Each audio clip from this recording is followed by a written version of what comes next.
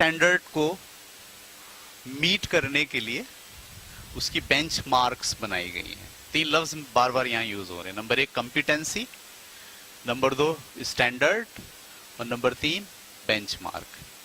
Competencies بڑا دائرہ, موضوع کیا پڑھانا ہے. اسٹینڈرڈ وہ جو کیا پڑھانا ہے اس کا اسٹینڈرڈ کیا ہوگا, صحیح, یعنی آپ کو کیا چیز میٹ کرنی ہے.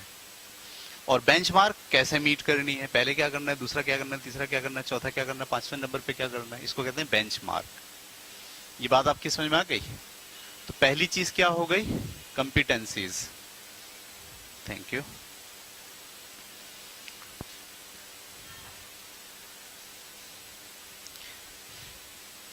بطور ایک انگلش ٹیچر جو ہے وہ یہ سب جاننا انتہائی ضروری ہے. اور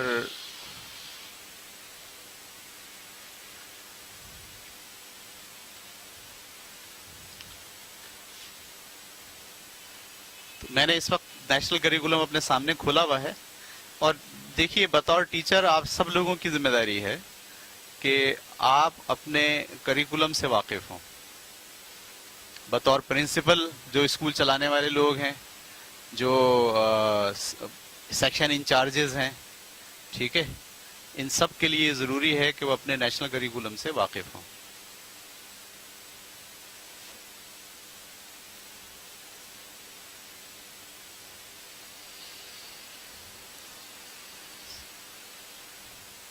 اچھا جی,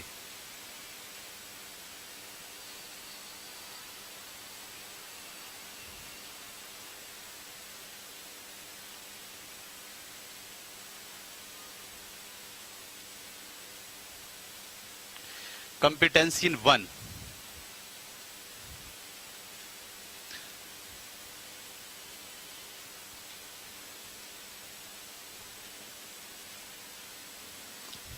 ٹھیک ہے, ریڈنگ اینڈ تھنکنگ اسکل. بلکہ ہم یہ کمپیٹنسی کا تذکرہ ہے, اور اس میں پہلی کمپیٹنسی ہے reading and thinking skill.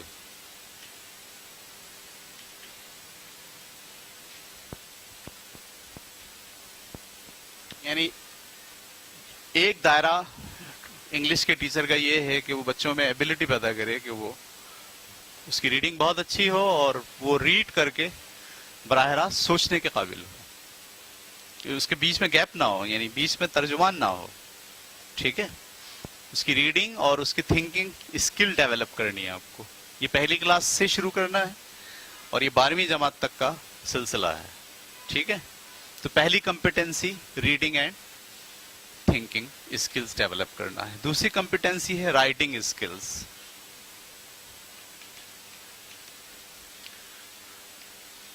Writing skills develop کرنی ہے, یعنی وہ بات کہہ سکے اپنی, جو اس کے ذہن میں تصور ہے اسے وہ اپنے الفاظ میں بیان کر سکے لکھ کر. ٹھیک ہے, مختلف قسم کی امتحانات میں وہ چیزوں کو بیان کر سکے, وہ لیٹرز لکھ سکے, وہ اپلیکیشنز لکھ سکے, وہ مضامین لکھ سکے. ٹھیک ہے, وہ اگر انٹرنیٹ پر کام کر رہا ہے تو وہ فیس بک کے اوپر کمنٹس لکھ سکے, وہ بلاگ بنا سکے. ٹھیک ہے, وہ اپنی فیلنگز کا اظہار کر سکے کسی جگہ پر, وہ کمنٹس دے سکے. اس کو ہم کہتے ہیں رائٹنگ اسکلز. اسی رائٹنگ اسکلز ابھی ہمارے یہاں دیکھیں نا, آپ اگر آپ رومن انگلش, ہم تو اردو میں لکھتے ہیں نا انگلش, اس کو آپ ہٹا دیں اور میں آپ کے سامنے کوئی ایسا بلاگ رکھوں انٹرنیٹ کا جو سراسر انگلش میں ہو, آپ پڑھ تو لیں اس کو اور سمجھ میں بھی آ جائے آپ کو, پھر آپ سے کہا جائے ذرا اس پہ کمنٹ کیجئے, تو آپ کمنٹ کرتے وقت بہت مشکل کا شکار ہو جاتے ہیں. تو ہم بولیں گے کہ ہماری جو رائٹنگ اسکلز کی کمپیٹنسی ہے اس پہ کام نہیں ہوا. We are unable to write our feelings and ideas in English. ہم نہیں کر سکتے, ہم لکھتے ہیں مٹا دیتے ہیں, لکھتے ہیں بولا اس میں گرامر کا مسئلہ ہے, اس میں یہ مسئلہ ہے, پتہ نہیں صحیح بھی ہے, پتہ نہیں صحیح نہیں ہے, اور بعض اوقات ہم کمنٹس نہیں کرتے اس لیے کہ اس کو, ہاں اگر رومن انگلش میں کرنا ہو تو آپ دیکھیے ہمارے ہاتھ کیسے چلتے ہیں, ٹھک ٹھک ٹھک ٹھک ٹھک ٹھک, बिल्कुल। और अगर ये बात हो कि रोमन इंग्लिश जो पोस्ट आप पढ़ रहे हैं उसमें रोमन इंग्लिश नहीं जानता कोई भी, उसमें आपको इंग्लिश ही लिखनी है, तो फिर आपके हाथ कितनी तेज चलते हैं? फिर आपके हाथ बिल्कुल भी तेज नहीं चलते। तो इससे साबित होता है कि राइटिंग स्किल्स की कॉम्पिटेंसी पर हमारे काम नहीं हुआ। तो अब हम भी अगर पढ़ाने खड़े हो गए बच्चों को, तो इसका मतलब ये है कि हम भी उनकी राइटिंग स्किल्स के ऊपर काम नहीं करेंगे। तो दूसरा जो कॉम्पिटेंसी का लेवल है वो है राइटिंग स्किल, जो आपको कराना है, जो नेशनल करिकुलम जिसको। उसके बाद है oral communication skill.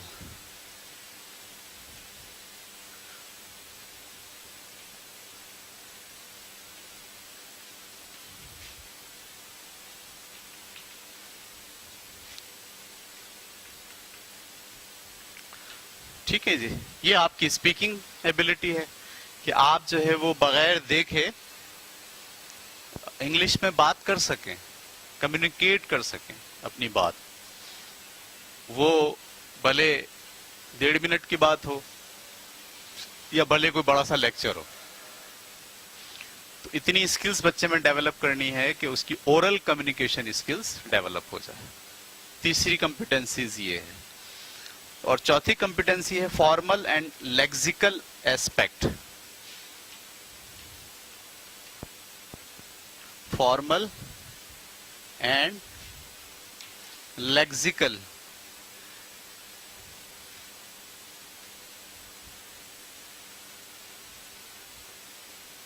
Aspect of language. क्या मतलब हुआ? यहां पर आते हैं ग्रामर, प्रोनाउंसिएशन, वोकैबुलरी, स्ट्रक्चर। सही? यानी जो लैंग्वेज है इंग्लिश, उस लैंग्वेज की वोकैबुलरी आपके पास को बढ़ानी है बच्चे की, उसका स्ट्रक्चर, सेंटेंस जो लिखता है या बोलता है तो वो स्ट्रक्चरल हो, और उसकी फॉर्म यानी ग्रामर, टेंसेस, प्रोनाउंसिएशन भी इसी जुमरे में आती है कि बच्चा सही तलफ्फुज से उस लफ्ज को अदा करे। तो ये आपके पास चौथी कॉम्पिटेंसी है। ठीक है जी। और पांचवी कॉम्पिटेंसी है appropriate ethical and social development. मैं डायरेक्ट लिख देता हूं, एथिकल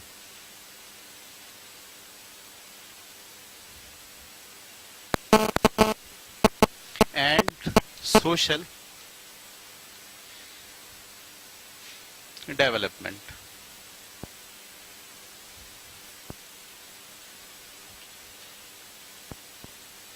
इसके मायने ये हैं कि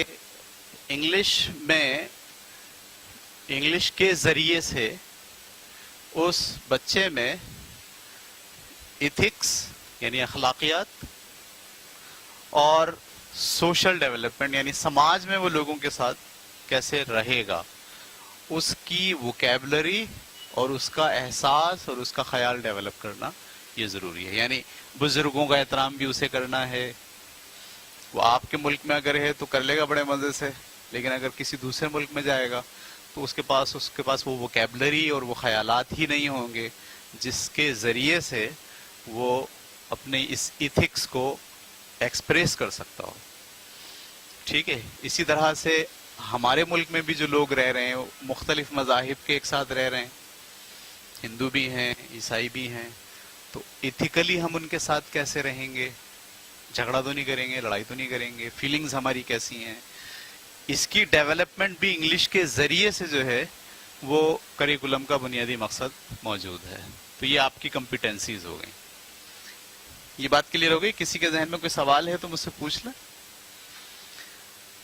कॉम्पिटेंसीज का क्या मतलब है? ये वो बड़े बड़े 5 दायरे हैं जिसमें आपको काम करना है बच्चों की ये सलाहियतें पैदा करने की थ्रू इंग्लिश। ये बात समझ गई? उनकी reading and thinking skills develop करनी है इंग्लिश के जरिए से, उनकी राइटिंग स्किल्स डेवलप करनी है इंग्लिश में। ठीक है। वो सोच पाएं, वो लिख पाएं, वो क्रिएटिव राइटिंग, हम उसको टॉपिक्स दे दें, आइडियाज दे दें, تو وہ گرامر کو صحیح استعمال کر کے اپنے الفاظ میں ایک مضمون بنا ڈالے. اورل کمیونیکیشن اسکلز, وہ بات چیت میں حصہ لے سکے, کمیونیکیٹ کر سکے, اپنا مدعا بیان کر سکے. فارمل اینڈ لیگزیکل اسپیکٹ, اس میں ایک لفظ ہے فارمل اور ایک لفظ ہے لیگزیکل. فارمل کا مطلب ہوتا ہے گرامر اور اس سے ہٹ کر, صحیح. جیسے انگلش بھی دونوں طرح کی انگلش ہوتی ہے. ایک فارمل انگلش ہوتی ہے, ٹھیک ہے, جو عام طور پر بولی جاتی ہے امریکہ میں اور برطانیہ میں لوگ بولتے ہیں فارمل انگلش. اس میں مسٹر مسز یہ نہیں لگاتے بلکہ بالکل رفلی بولتے ہیں, اس کو بولتے ہیں فارمل انگلش. گرامر یہ سب چیزیں اتنی زیادہ اس میں محتاط انداز اختیار نہیں کیا جاتا. اور ایک کہلاتا ہے لیگزیکل. لیگزیکل کا مطلب اب اصول اور ضابطے پورے, پروناؤنسیشن بھی صحیح ہو, ووکیبلری بھی ٹھیک ہو, بالکل رفلی بولتے ہیں, اس کو بولتے ہیں فارمل انگلش. گرامر یہ سب چیزیں اتنی زیادہ اس میں محتاط انداز اختیار نہیں کیا جاتا. اور ایک کہلاتا ہے لیگزیکل. لیگزیکل کا مطلب اب اصول اور ضابطے پورے, پروناؤنسیشن بھی صحیح ہو, ووکیبلری بھی ٹھیک ہو, گرامر بھی ٹھیک ہو, جو آپ نے پریپوزیشن استعمال کیا ہے اس کا ٹھیک استعمال کیا ہو, صحیح ہے. جو آپ نے جملہ بولا ہے وہ گرامر کے لحاظ سے اور انگلش کے اصول کے لحاظ سے 100% درست اترتا ہو, تو اس کو آپ کہتے ہیں لیگزیکل اسپیکٹ. تو اسے فارمل سے بھی آشنائی ہو اور اسے گرامر سے بھی آشنائی ہو. اور پانچواں جو کمپیٹنسی ہے وہ ایتھیکل اینڈ سوشل ڈیولپمنٹ, یعنی بچے کی اس کتاب اور انگلش کے ذریعے سے ہم نے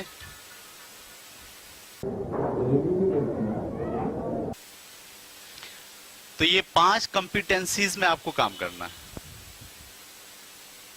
بچوں کو پڑھنا سکھانا ہے, سوچنا سکھانا ہے کہ وہ ٹیکسٹ پڑھیں اور سمجھ لیں, ٹھیک ہے. ایسا نہ ہو کہ وہ پڑھ تو رہے ہو بس پورا صفحہ پڑھ ڈالا انہیں, ان سے پوچھا بھائی اس میں کیا لکھا تھا, کیا بات تھی اس میں, پتہ نہیں اس میں کیا بات تھی.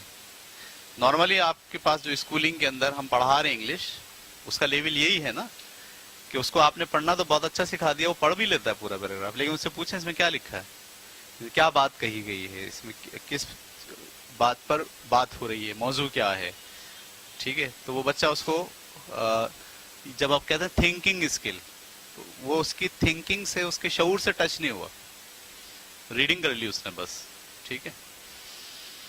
اچھا جی, پھر آپ کے ذہن میں یہ بات ہونی چاہیے کہ ہر کمپیٹنسیز کے اسٹینڈرڈ ہیں. کیا ہیں؟ اسٹینڈرڈ ہیں. اس کمپیٹنسی کے 2 اسٹینڈرڈ ہیں, ایک کہلاتا ہے S1 اور ایک کہلاتا ہے S2. اس کمپیٹنسی کے 2 اسٹینڈرڈ ہیں, میں بھی ڈسکس کرتا ہوں اسٹینڈرڈ. اور اس کمپیٹنسی کا ایک ہی اسٹینڈرڈ ہے جس کو آپ کہتے ہیں S1. اورل کمیونیکیشن اسکلز, اس کمپیٹنسی کا بھی ایک ہی اسٹینڈرڈ ہے, رکھا ہے گورنمنٹ آف پاکستان نے. جبکہ فارمل اینڈ لیگزیکل اسپیکٹ کے 3 اسٹینڈرڈ ہیں. اس کے کتنے اسٹینڈرڈ ہیں؟ 3. پہلا کہلائے گا S1, دوسرا S2 اور تیسرا S3. دیکھیے میں آج کی کلاس میں جو ہے نا ایک موٹی موٹی چیزیں آپ کے سامنے رکھ دے رہا ہوں. جب آپ کے ہاتھ میں پورا کریکولم آ گا, 184 صفحے پر مشتمل یہ کریکولم ہے, جس میں 100 صفحے کریکولم کو ڈسکس کرتے ہیں, اور اس کے بعد کے جو صفحے ہیں وہ یہ ڈسکس کرتے ہیں کہ آپ امتحان کیسے لیں گے, آپ کتاب کیسے بنائیں گے, آپ سلیبس کیسے لکھیں گے, ٹھیک ہے. تو کم از کم جو 100 صفحات ہیں ان 100 صفحات کو پڑھ کر سمجھنا, جب آپ یہ سب چیزیں جانتے ہوں گے تو آپ کے لیے آسان ہو جائے گا. اور ایتھیکل اینڈ سوشل ڈیولپمنٹ کے جو اسٹینڈرڈ ہے وہ بھی ایک ہے, ایک اسٹینڈرڈ ہے اس کا بھی, S1. میں اگر اس کے اسٹینڈرڈ کو ڈسکس کروں, ریڈنگ اینڈ تھنکنگ اسکل کے 2 اسٹینڈرڈ ہے, ٹھیک ہے. پہلا standard, all students will search four, discover and understand a variety of text types. تو یہاں اگر لفظ میں نکال لوں تو discover and understand, reading and thinking, reading thinking, discover, اور لفظ استعمال کیا انڈرسٹینڈ. یہ پہلا اسٹینڈرڈ ہے S1. یعنی جب آپ ریڈنگ کمپیٹنسی پر کام کر رہے ہیں تو بچے کے اندر یہ صلاحیت ہو کہ وہ ریڈنگ کر لے, وہ سوچ لے, وہ ڈسکور کر لے اس میں کیا بات تھی, وہ انڈرسٹینڈ کر لے, مفہوم نکال لے اپنی سوجھ بوجھ کے مطابق کہ اس میں یہ بات لکھی تھی. ٹھیک ہے, تو پہلا اسٹینڈرڈ ہے. جبکہ دوسرا اسٹینڈرڈ کیا ہے, all students will read and analyze. ٹھیک ہے, انفارمیشن, آئیڈیاز, انجوائمنٹ. وہ اینالائز کر سکے, انفارمیشن گیٹ کر لے, انجوائے کر سکے, محسوس کر لے, اس بات کو اپنے معاشرے کے ساتھ اٹیچ کر کے دیکھ لے. اس کو بولتے ہیں اینالائز کرنا. جو اس نے بات اس میں پڑھی ہے, جو اس نے پہلا اسٹینڈرڈ تو یہ ہے کہ اس نے سمجھ لیا. دوسرا اسٹینڈرڈ کیا ہے, وہ اینالائز کر رہا ہے. وہ جو بات اس نے پڑھی ہے اس کو اپنی سوسائٹی کے ساتھ رکھ کے دیکھ رہا ہے, اینالائز کر رہا ہے, تجزیہ کر پا رہا ہے, اس کا صحیح غلط کا فیصلہ کر پا رہا ہے اس کے لیے. ٹھیک ہے, آئیڈیا لے رہا ہے اس میں بنیادی آئیڈیا کیا تھا, مرکزی خیال کیا ہے, وہ یہاں تک پہنچ گیا. صحیح ہے. اور